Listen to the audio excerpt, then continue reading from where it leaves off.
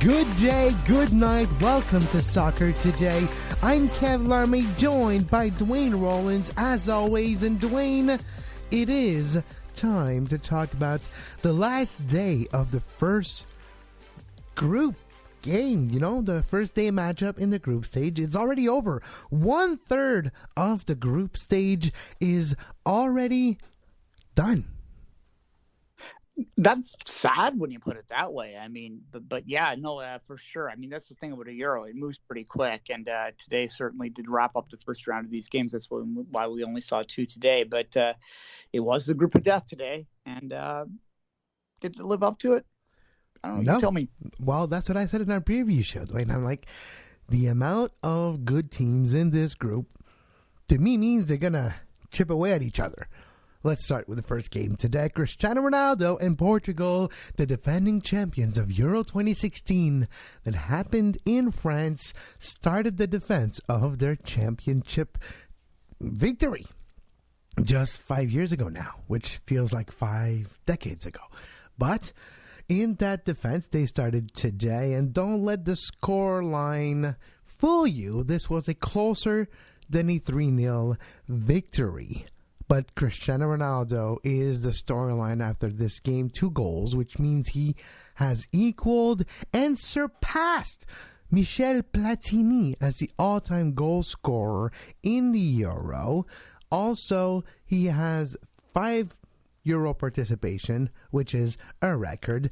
Today was his 22nd games played. He has 8 hat-tricks in the Euro tournament in his career. The man has more records at the Euro than most players have records in their entire lifetime.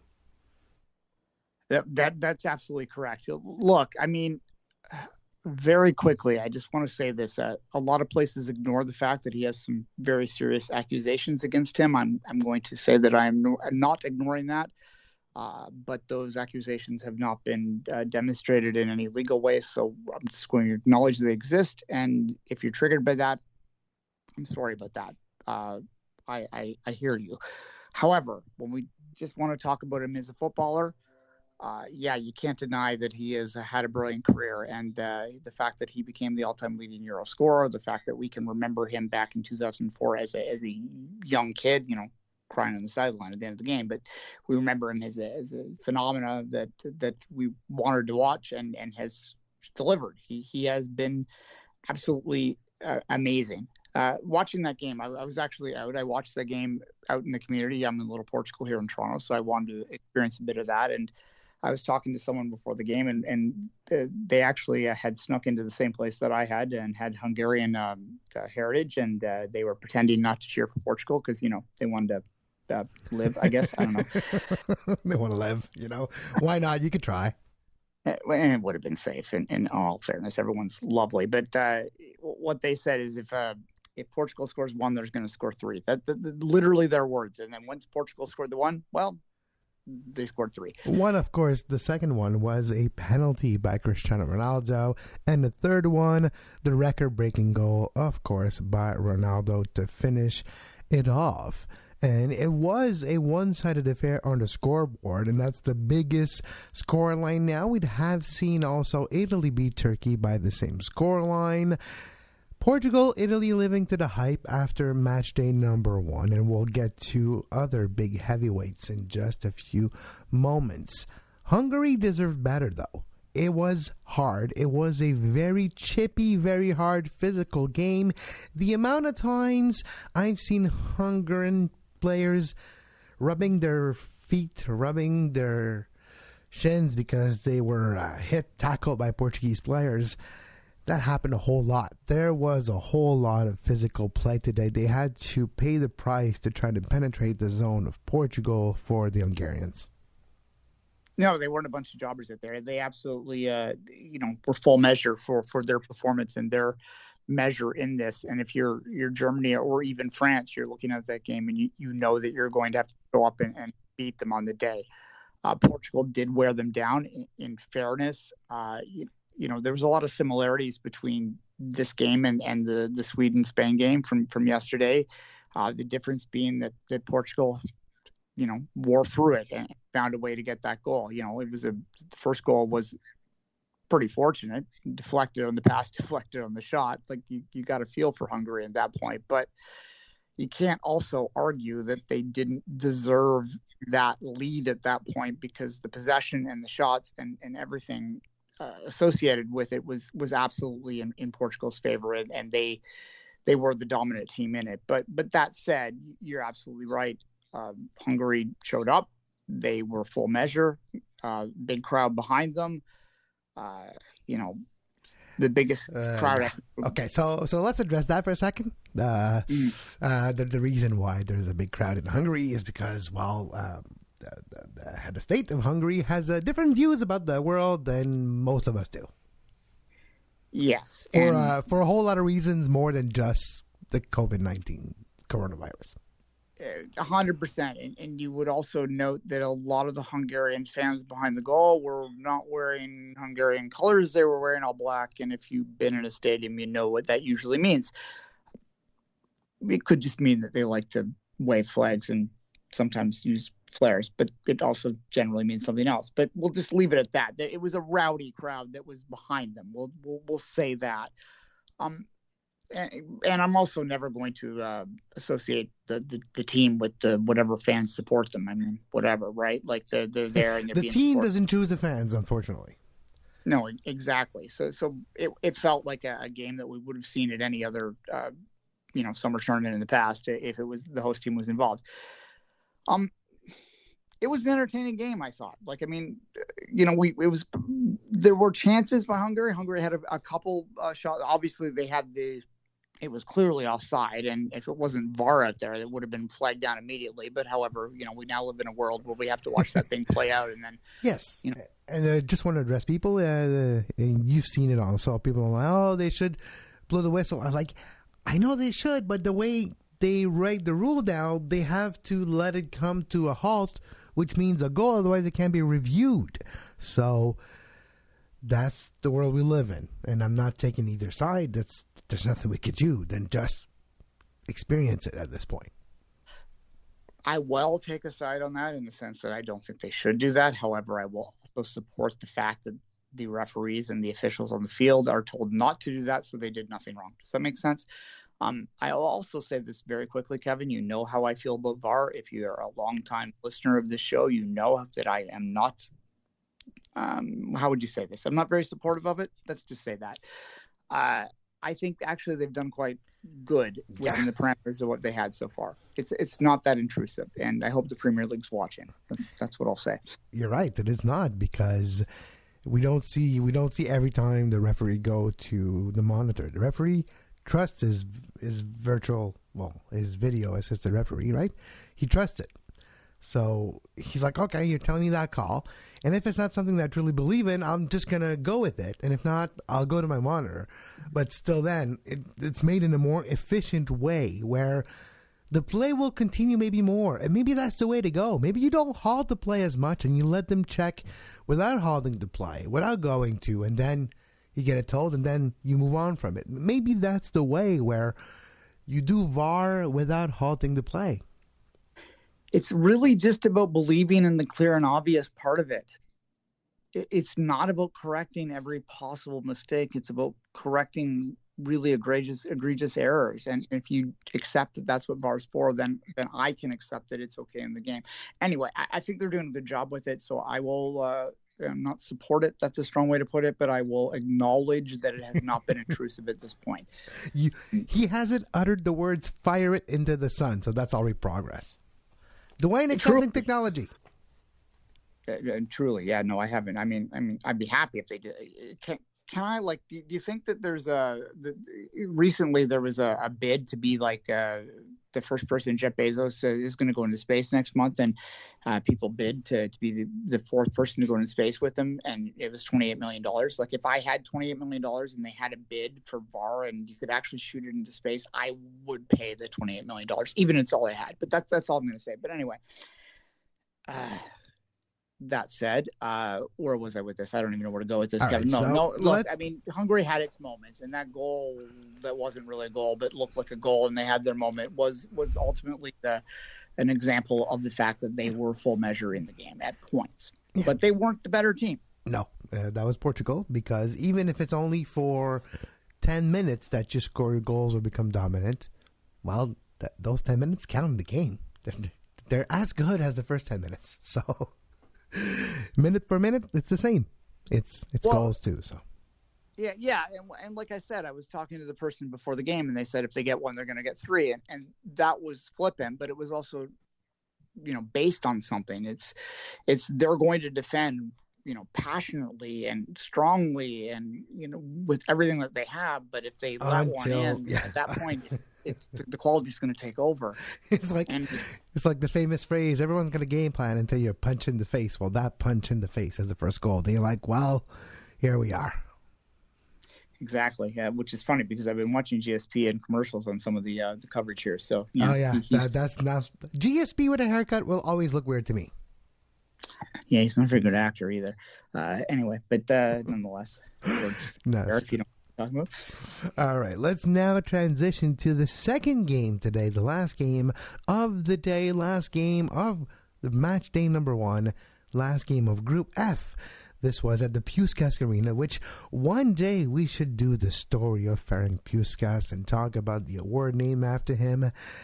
It is, to me, not only a throwback to the time where Hungary was a powerhouse of this Olympic glory back in the day, talk about European glory, World Cup glory, back from the 30s to the early 60s. They were a powerhouse with Uruguay in the history of this beautiful game. And, of course, talking about Gabo Caray with his famous sweatpants from 2016 that made him famous worldwide. It's a team that I have a lot of time for the team on the pitch. The Salai brothers were fun to watch. But now let's move on to the second game of today. France, Germany. The marquee matchup of match day number 1.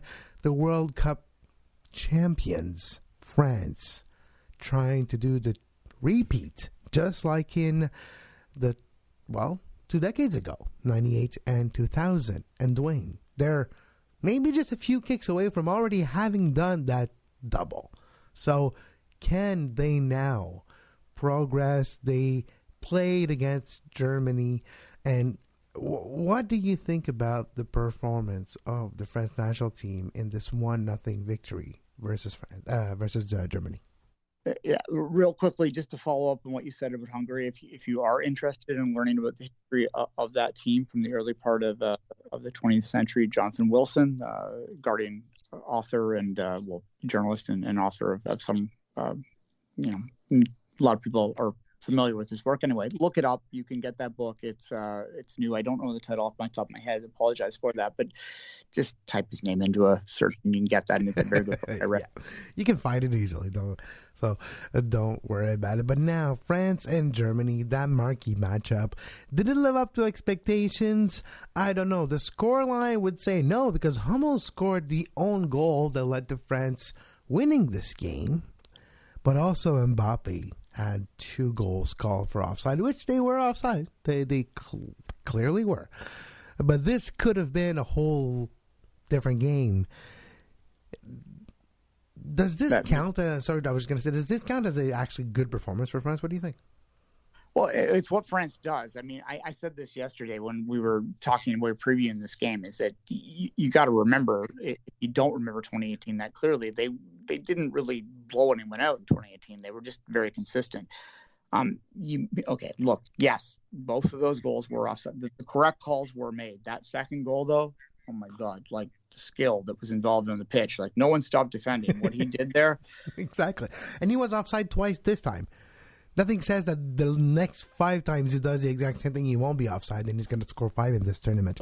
And Mbappe clearly showed that he might be the best player on the planet, like right now. Because that's the thing with the Euro and World Cup. It's not about what you planned for years when you get there, and for years like, I'm going to mold my generation and get this player ready, No.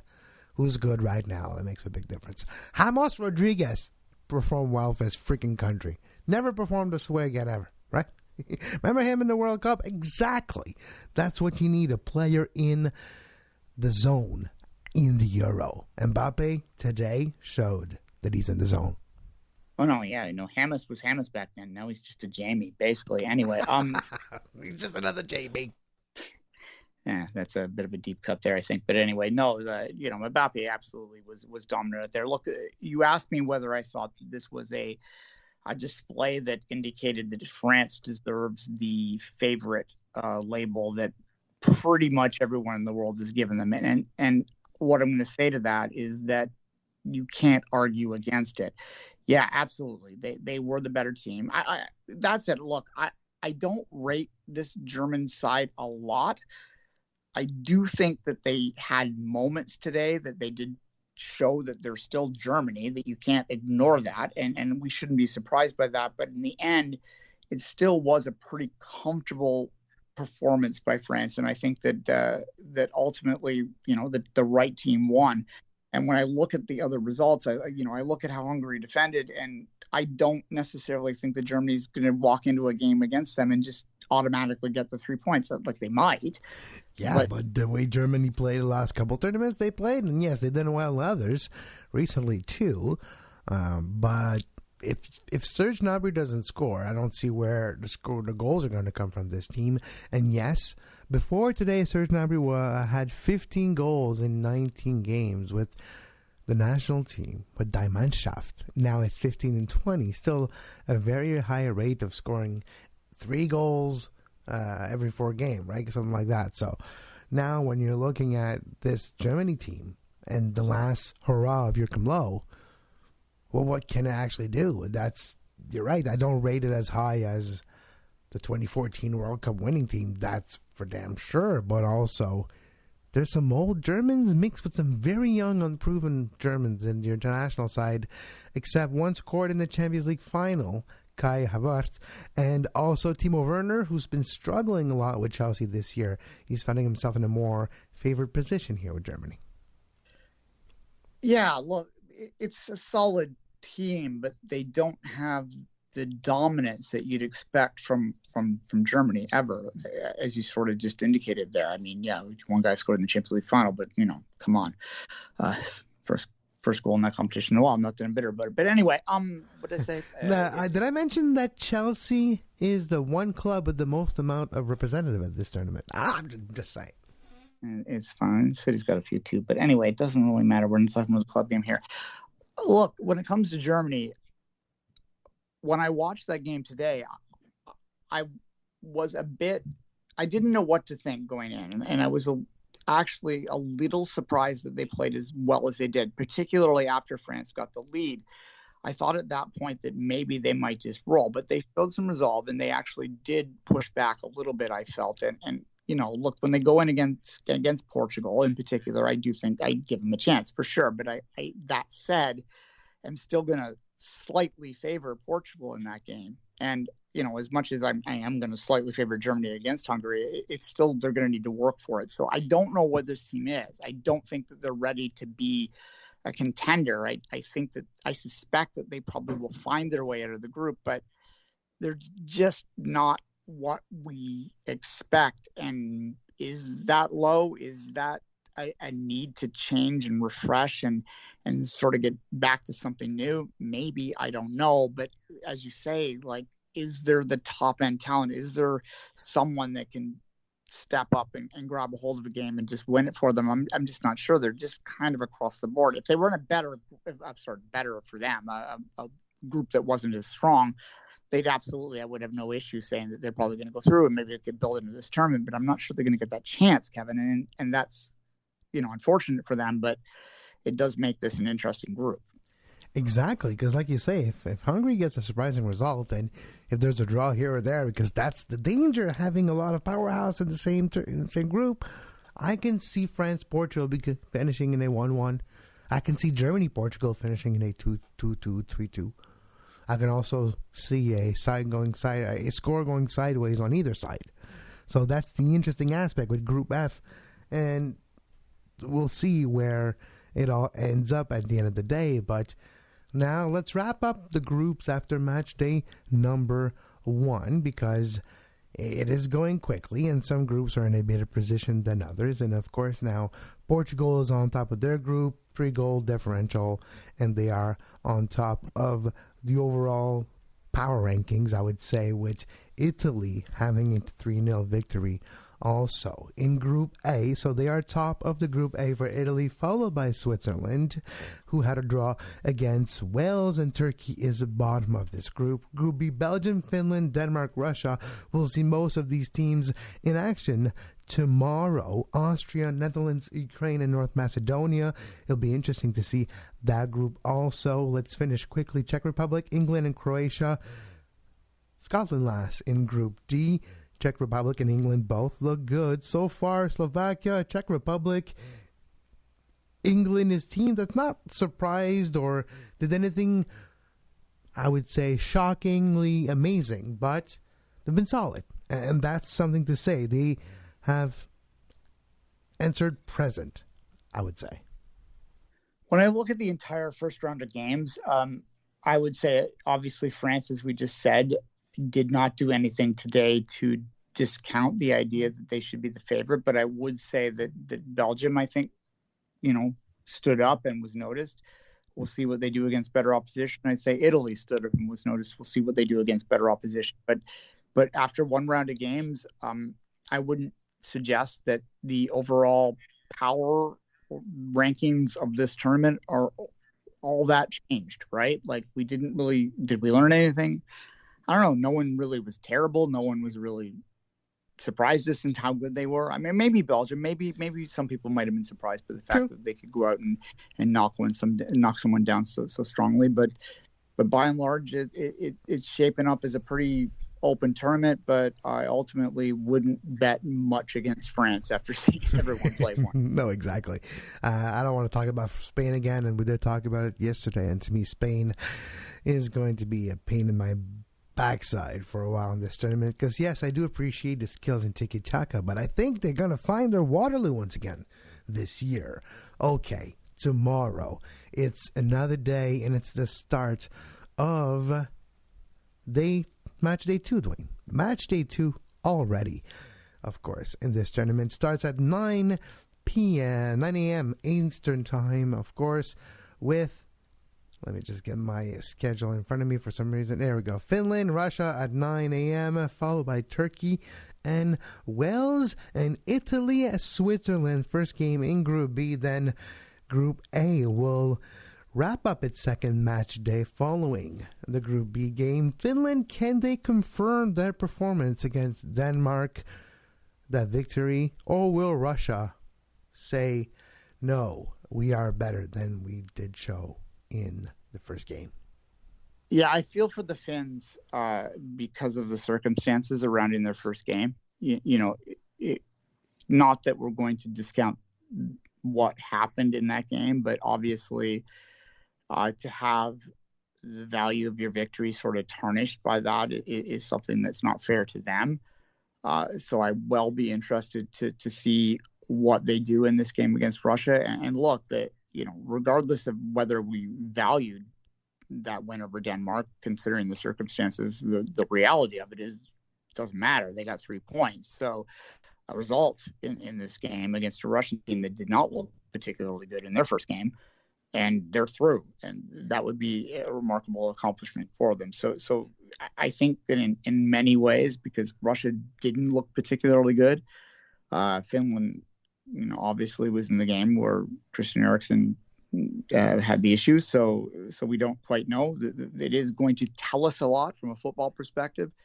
And hopefully for Finland, they will have an opportunity to compete and play a game where they can just focus on the football and enjoy it from that perspective. So yeah, it's not a game that I think anyone would have circled going in, but because of the circumstances in the first round, it is a game that I think we all should be a little bit more interested in. Finland is the new Iceland, and literally with a result against Russia, they will be out. They will be out of the group stage, and they will move on. And moving out of the group stage in your first Euro ever, and winning your first game even in the European tournament, is something quite rare. The Finns should cherish that one. Turkey, Wales at noon. To me, Duane, if I think about a disappointment in the first round, I clearly am thinking of Turkey. Turkey was hyped to be, maybe a sleeping good nation, like a sleeping strong nation that could be surprising. And they laid a big donut on Friday. How are they going to rebound from that performance on Friday? And this time against another team that I think was kind of lackluster, and that's Wales. They got the result, Wales, which I think... Well, they got a draw, yeah, but where was Gareth Bale? He's on my milk carton right now. Even though he had a better season than we think, statistically speaking, who's going to give him the ball? Fair enough. No, and yeah, I mean, Turkey was not good against Italy, so we're going to learn something in that game. That's what I'd say about this game. This is a game we learned something about Italy and Turkey. Was Turkey overrated or was Italy underrated? Like, what happened in that game on Friday where, the Italians came in and laid down a marker to start the tournament? If Turkey goes in and looks good against Wales, gets a result, then suddenly you look at Italy and you go, okay, that's interesting. If you're the Welsh, I think that they had a peak and now they're back in a second Euro in a row, which is good for them. Anything they get's kind of gravy. I think they were pretty happy with the result in the first round, but you're right. They don't look like they're, they went to the semifinals 5 years ago. I can't see that happening again. Exactly. So how far the mighty have fallen? Yeah, I can't see it happening again. It's a game that's going to tell us something. That's the bottom line. These are the great things about second games. Second games always tell us something because, you can look at that first result and suddenly you can do some measuring and then you have a better idea where the power in this tournament really stands up. Exactly. And the last game of the day, Italy, Switzerland, border countries, a derby in the Euro. Italy, Switzerland share a border of over 740 kilometers since the late 1800s for multiple reasons, from multiple type of governments, from feudal systems all the way to democracy, and from fascism from time to time between these two countries too. Nowadays, it's a peaceful relationship between Italy and Switzerland, a very long European border shared by the two in the mountains, beautiful places, and leads for great battles over the year. Italy, who looked great in the first round, will now play against Switzerland, and it's a bit of a better test than Turkey was. Maybe this will be a better gauge for Italy's attacking prowess. Well, no, and Switzerland had to be disappointed about dropping the points in that first game, as we just said. So, again, a telling game. Is Italy able to do it 2 games in a row, in which case against a team which we have joked about a couple times, which is always solid, never spectacular, but always solid, which is actually saying something. If you're solid in a tournament, you have a chance to get out of a group, right? And if you can lay a marker down against them, then certainly you are telling people that you should be taken seriously in this tournament. All of the games tomorrow are, again, not games you would have circled going in, but are very interesting after the first results. And final thought on that, I was actually talking to a friend of mine, someone who I think listens to the show occasionally, someone that within Canadian soccer circles. If you're listening from our home base of Canada, that's Sonia Mizio. So Sonia, this is her derby. Her father's Italian, her mother's Swiss. So anyway, there you go. She told me she's cheering for the Swiss. So we'll see what happens for Sonia tomorrow. But I just wanted to give her a shout. But anyway, fun game. All 3 games are fun tomorrow.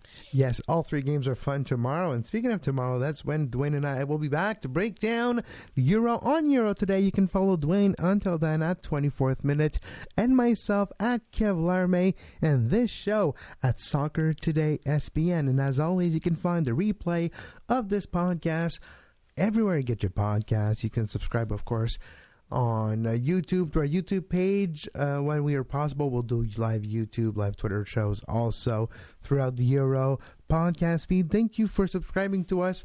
We're one of the few Canadian productions featuring in the top 50, if not close to the top 30 in multiple countries in the soccer categories. And that's because of your subscriptions, your downloads, and we really appreciate it. But as always, until tomorrow, have a great soccer.